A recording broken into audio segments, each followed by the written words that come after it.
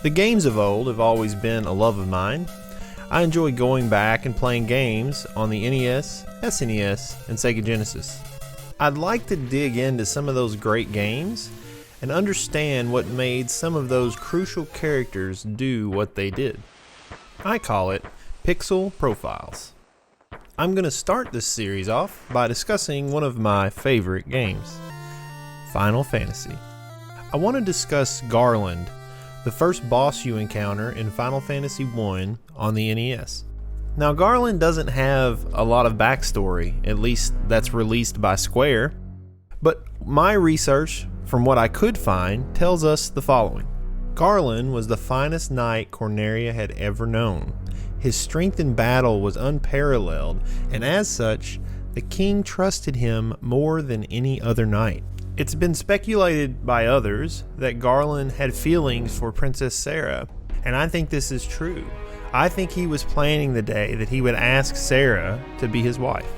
Could it be that when he asked for Sarah's hand in marriage, she denied that request? That started Garland down a dark path. Garland was jealous then of Sarah's affection, and it's possible that jealousy led to his hatred towards the kingdom of Corneria and led to why Garland kidnapped Sarah in the first place. So, Garland kidnaps Sarah, takes her to the Temple of Chaos, which is north of the castle, and he attempts to make Sarah love him. Of course, this doesn't work, and ultimately his hatred grows. At this point, the four elements, earth, wind, water, and fire fuse with that hatred, and the fiends are born inside of Garland. This is where things get interesting. I think when the fiends were born inside of Garland, 4 light warriors were created to counteract those fiends. They arrive in Corneria shortly after the princess is kidnapped, are advised of the situation by the king, and head out northward to deal with Garland in the Temple of Chaos.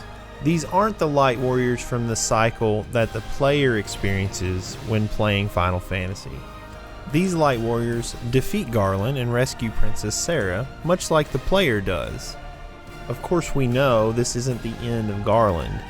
The fiends inside of him power a dark crystal which allow Garland to travel back in time 2,000 years.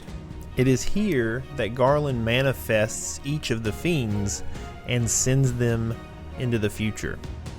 400 years before the Light Warriors appear, Tiamat, the Fiend of Wind, attacks the Lufinian civilization. It's a mighty battle that the Lufinians eventually lose. They do send 5 Sky Warriors to the Temple of Chaos to combat Garland. Garland turns those Sky Warriors into bats, and you can actually see them in the Final Fantasy I game.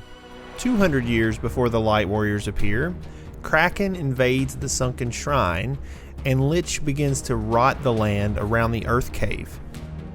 Merilith, or Carrie in the NES version of the game, arrives the same time that the Light Warriors do, but is in a deep slumber until Lich is defeated in the Earth Cave. Now that the fiends are in place, they funnel their energy back to Garland so that he can live for the next 2,000 years. Now the stage is set for the beginning of the Final Fantasy I game. It is at this point that you enter the story and play the Light Warriors.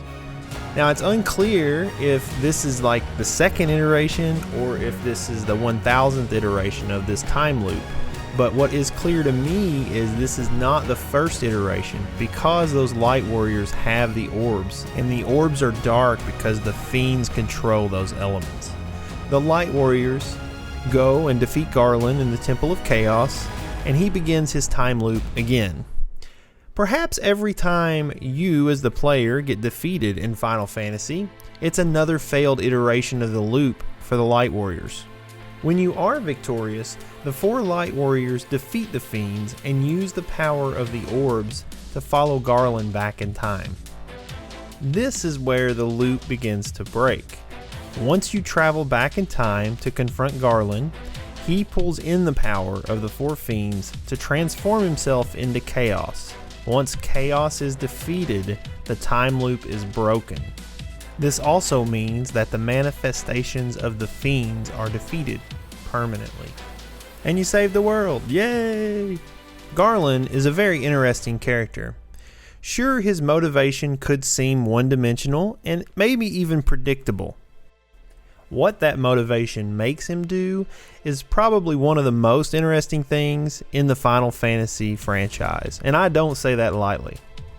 Sure, he's the first boss of the game, and you see him later in the game, but delving deeper into his story reveals a paradox and morals that many Final Fantasy historians still debate on today. I've gone over how I feel Garland's story played out, but this is just my interpretation and certainly not canon. Thank you for going on this journey with me where we dug into Garland, his motivations, and the interesting story that was spun because of them. I hope you'll join me next time for Pixel Profiles.